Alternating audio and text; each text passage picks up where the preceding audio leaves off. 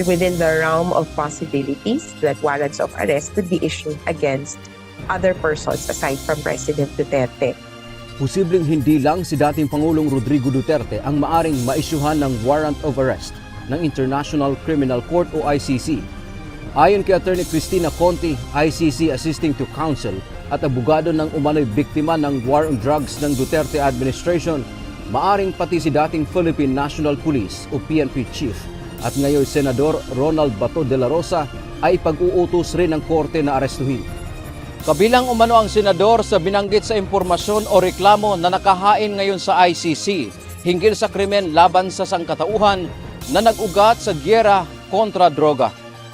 Partikular na rito ang operasyon ng Oplan Tukhang kung saan marami rin ang napatay dahil ang iba umano ay nanlaban. In the case of the Philippines, there could be two or more. If you ask me, most likely, Senator Bato will be among those who will be considered most responsible.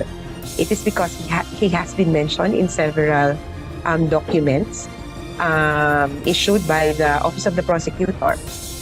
Hinihalimbawa pa nito si Russian President Vladimir Putin nang isyuhan ng arrest warrant ng ICC kaugnay ng giyera kontra Ukraine.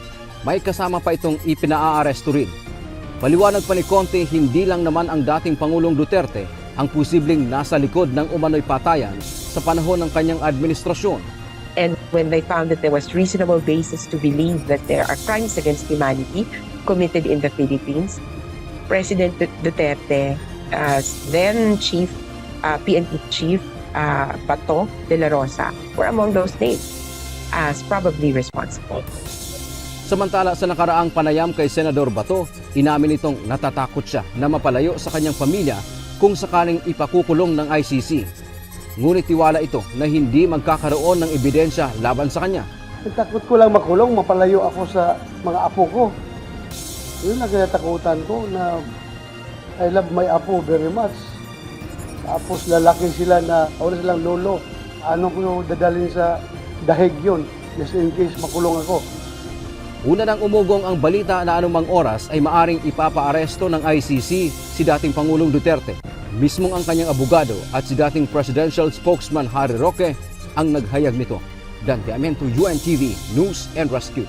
Diyos ang aming sandigan, serbisyo publiko ang aming pinahahalagahan.